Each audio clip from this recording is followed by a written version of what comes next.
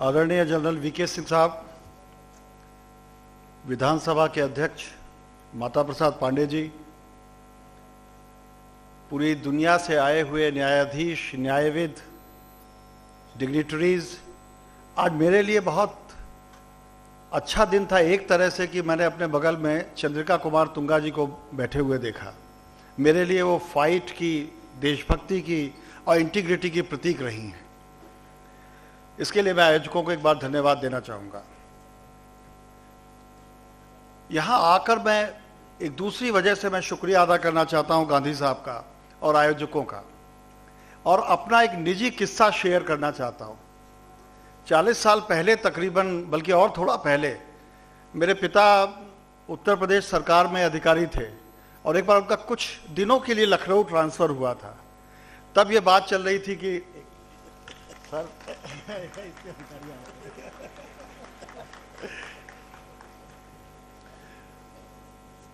तब मैं स्कूल जाता था और उस समय ये बात मेरे घर में चल रही थी कि किन स्कूलों में दाखिला कराया जा सकता है शेखर का, और उसमें एक सिटी मॉन्टेसरी स्कूल भी था।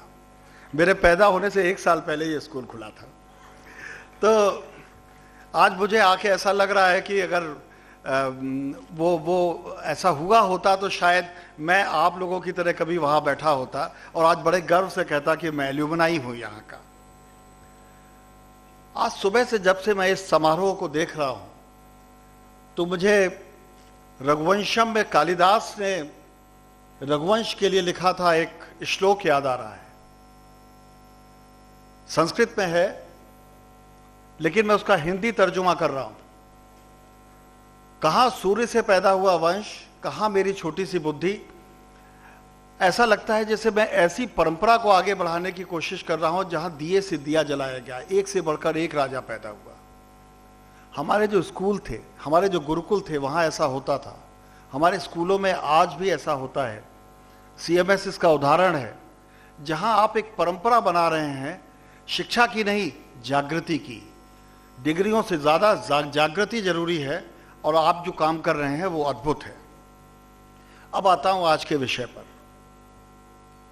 बच्चे अगर सोचेंगे तो बहुत सी चीजें दूर कर सकेंगे, उसे दूर करने की जरूरत है। आज जब हम यहां खड़े हैं तो दुनिया भर के, कहीं अंधेरा है कहीं उजाला है, लेकिन ये सच है कि 16 करोड़ बच्चे हर रोज भूखे पेट सोते हैं। ये सच है कि 17 करोड़ बच्चे स्कूलों का मुंह नहीं देख पाते और उनको मजदूरी करनी पड़ती है। भारत के आंकड़े भी हैं, 1.5 करोड़ बच्चे इस तरीके के हैं, लेकिन मुझे अक्सर लगता है ये क्या सिर्फ 1.5 करोड़ है? हम आसपास अगर नजर डालें तो हम पाएंगे कि एक बड़ी आबादी है बच्चों की जो वंचित रह जाती है शिक्षा से और अपनी जरूरी चीजों से। और इस दुनिया को यही चैन नहीं मिलता। आप पेशावर की घटना देख लीजिए, बोको हराम जो कर रहा है उसको देख लीजिए। यानी बच्चों पर तरह तरह के जुल्म, एक तो उन्हें अपने मौलिक अधिकारों से वंचित रखना और उसके बाद उनके ऊपर जुल्म करना। और यहां भी चैन नहीं है। IAS के दस्ते हैं, लश्कर के दस्ते हैं जो बच्चों के हैं। छोटे बच्चों को आप बम बांध कर भेज दीजिए और उनकी जिंदगी खत्म हो, लेकिन उसके साथ एक बचपना खत्म होता है।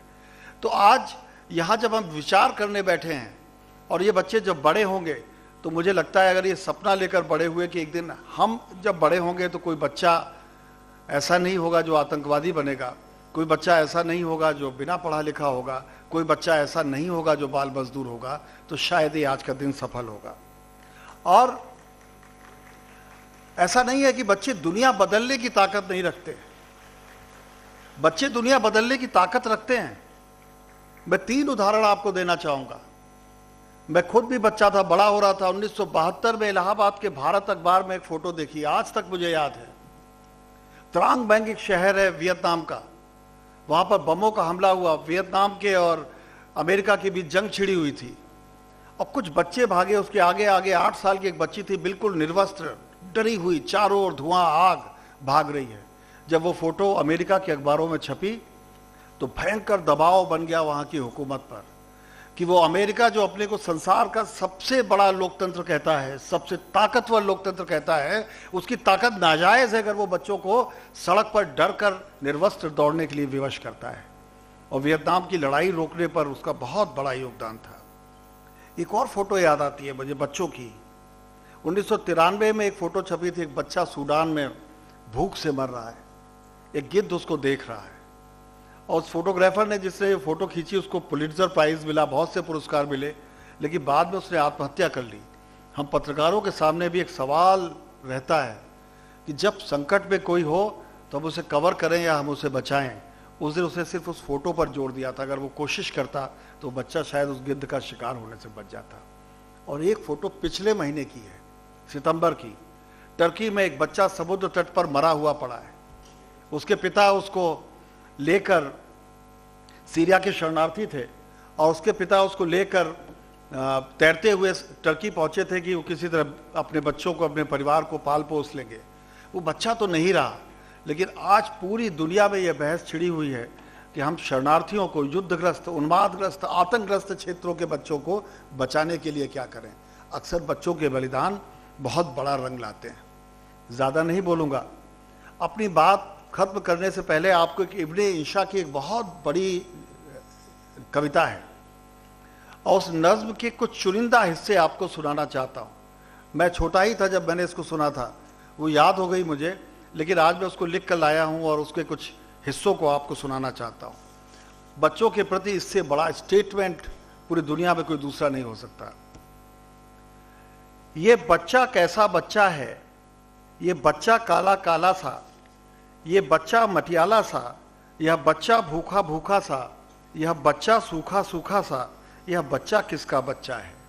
यह बच्चा कैसा बच्चा है जो रेत पे तन्हा लेटा है, ना इसके पेट में रोटी है, ना इसके तन पर कपड़ा है, ना इसके सर पर टोपी है, ना इसके पैर में जूता है, ना इसके पास खिलौनों में कोई भालू है, कोई घोड़ा है, ना इसका जी बहलाने को कोई लोरी है, कोई झूला है, ना इसकी जेब में धेला है, ना इसके हाथ में पैसा है, ना इसके अम्मी अब्बू हैं, ना इसकी आपा खाला हैं, यह सारे जग में तन्हा है, यह बच्चा कैसा बच्चा है। और उस कविता को मैं आपको,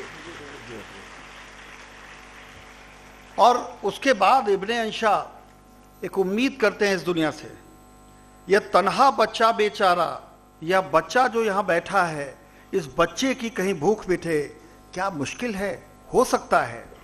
इस बच्चे को कहीं दूध मिले, हाँ दूध यहाँ बहुतेरा है। इस बच्चे का कोई तन ढाके, क्या कपड़ों का कोई टोटा है। इस बच्चे को कोई गोद में ले, इंसान जो अब तक जिंदा है। इस बच्चे को कोई गोद में ले, इंसान जो अब तक जिंदा है। फिर देखिए कैसा बच्चा है, यह कितना प्यारा बच्चा है। तो आज अगर हम यहाँ से संकल्प लेकर जाएं, और याद रखिएगा क्रांतियाँ कभी भीड़ से नहीं आती, बहुत कम लोग सोचते हैं, एक विचार चीज़ों को पैदा करता है। मुझे लगता है कि एक विचार की शुरुआत सीएमएस साल दर साल कर रहा है, और एक दिन ये जरूर बरगद बनेगा। बहुत बहुत धन्यवाद।